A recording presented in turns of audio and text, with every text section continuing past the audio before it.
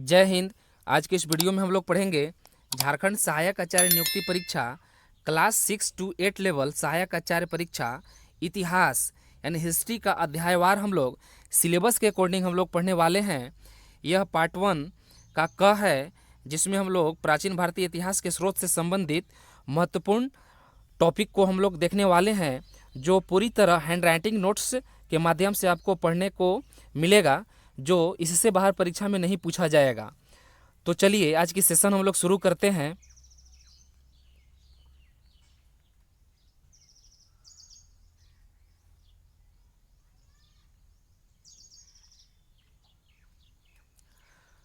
First line है, इतिहास एक वैज्ञानिक की भांति उपलब्ध सामग्री की समीक्षा करके अतीत का सही चित्र प्रस्तुत करता है। उसके लिए साहित्यिक स्रोत, पुरातात्विक स्रोत और विदेशियों का वर्णन सभी का महत्व है। इसमें से संबंधित जो है, आइए जो इतिहास को 3 काल में बांटा गया है उससे संबंधित हम लोग देख लेते हैं। प्रागैतिहासिक काल जो 32,500 BC यानी ईस्वी पूर्व से 2500 BC, जिसको हम लोग प्री हिस्ट्री एज बोलते हैं, वह काल जिसके लिए कोई लिखित साधन उपलब्ध नहीं है, जिसमें मानव का जीवन अपेक्षाकृत पूर्णतया सब नहीं था, उसको हम लोग प्रागैतिहासिक काल बोलते हैं। इस काल के अंतर्गत पाषाण काल का अध्ययन किया जाता है। नेक्स्ट है आदि ऐतिहासिक काल जो 2500 BC से 1500 BC चलेगा, इसको हम लोग प्रोटो हिस्ट्री एज बोलते हैं। वह काल जिसके लिए लेखन कला का प्रमाण तो है, किंतु या तो वे अपुष्ट हैं या फिर उनकी गूढ़ लिपि का अर्थ निकालना कठिन है। नेक्स्ट है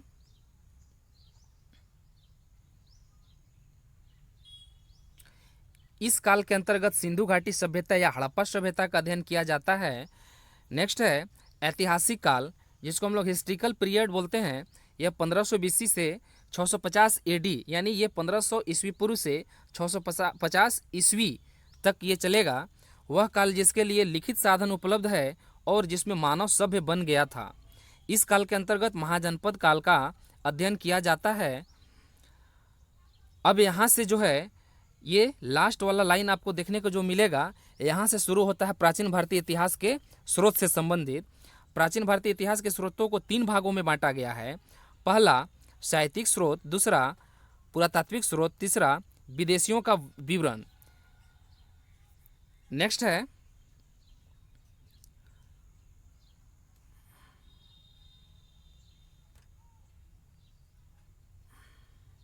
पहला है साहित्यिक स्रोत। साहित्यिक स्रोत को 2 भागों में बांटा गया है, धार्मिक साहित्य और लौकिक साहित्य।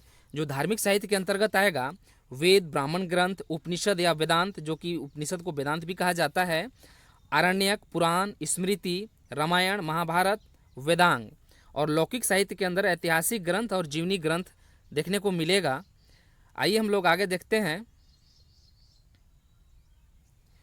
वेद, वेद से शुरू होता है। भारत का सर्व प्राचीन धर्म ग्रंथ वेद है। वेदों का संकलन महर्षि कृष्ण देवपायन वेद व्यास जी ने किया था। वेद का अर्थ होता है ज्ञान। नेक्स्ट है वेदों से आर्यों के भारत में आने का और बसने की जानकारी मिलती है। वेदों की संख्या 4 है, ऋग्वेद, यजुर्वेद, सामवेद और अथर्ववेद। ऋग्वेद, ऋग्वेद से आइए हम लोग कुछ महत्वपूर्ण लाइन को देख लेते हैं। ऋग्वेद सबसे प्राचीन वेद है तथा अथर्ववेद सबसे नया वेद है। ऋग्वेद में गायत्री मंत्र का उल्लेख है। हर एक लाइन इंपॉर्टेंट है, आप ध्यान से देखिएगा। और इसको यदि आप ध्यान से 1 या 2 बार वीडियो को सुन भी लेते हैं तो बहुत सारा चीज़ सुन के भी याद आपको हो जाएगा। जैसे यहाँ से भी क्वेश्चन बनता है कि गायत्री मंत्र का उल्लेख जो है किस वेद में किया गया है, तो ऋग्वेद में किया गया है। नेक्स्ट लाइन है ऋग्वेद में 10 मंडल हैं और 1028 सूक्त, जिसको श्लोक कहा जाता है, तथा 10,462 ऋचाएँ, जिसको रचनाएं कहा जाता है। 9वां मंडल में सोम देवता का उल्लेख है। 10वां मंडल में पुरुष सूक्त के बारे में बताया गया है। इसमें ब्राह्मण, क्षत्रिय, वैश्य तथा शूद्र 4 वर्गों में वर्ण के अनुसार बटा हुआ है। नेक्स्ट आइए हम लोग देख लेते हैं। 8वां मंडल में हस्तलिखित रचनाएं हैं। हाथ से लिखी रचनाओं को खील कहते हैं। नेक्स्ट है ऋग्वेद की रचनाओं को पढ़ने वाले को होत्री कहा जाता है। यह भी बहुत इंपॉर्टेंट लाइन है, यानी ऐसे भी पूछ देता है कि ऋग्वेद की रचनाओं को पढ़ने वालों को क्या कहा जाता है, तो होत्री। नेक्स्ट है कौशितिकी तथा ऐत्रेय दोनों ब्राह्मण ग्रंथ हैं ऋग्वेद का, यानी ऋग्वेद का दो ब्राह्मण ग्रंथ हैं, कौशितिकी और ऐत्रेय। नेक्स्ट है तीसरा मंडल में सूर्य देवता सावित्री को गायत्री मंत्र समर्पित है। नेक्स्ट है इसमें इंद्र के लिए 250 मंत्र तथा अग्नि के लिए 200 ऋचाएँ हैं। नेक्स्ट है ऋग्वेद का उपवेद आयुर्वेद है। यहाँ से भी पूछ देता है, उपवेद भी पूछता है, तो ऋग्वेद का यदि उपवेद पूछेगा तो याद रखेंगे आप कि आयुर्वेद है। तो बस इस वीडियो में इतना ही। यह वीडियो आपके परीक्षा के दृष्टिकोण से बहुत हेल्पफुल है, क्योंकि यह पूरी तरह से हस्तलिखित नोट्स जो है, हैंडराइटिंग नोट्स के माध्यम से आपको पढ़ने को ये मिल रहा है। यह प्राचीन भारतीय इतिहास के स्रोत से संबंधित अगले वीडियो में और हम लोग टॉपिक से संबंधित कवर करेंगे। तो मिलते हैं हम लोग नेक्स्ट वीडियो में।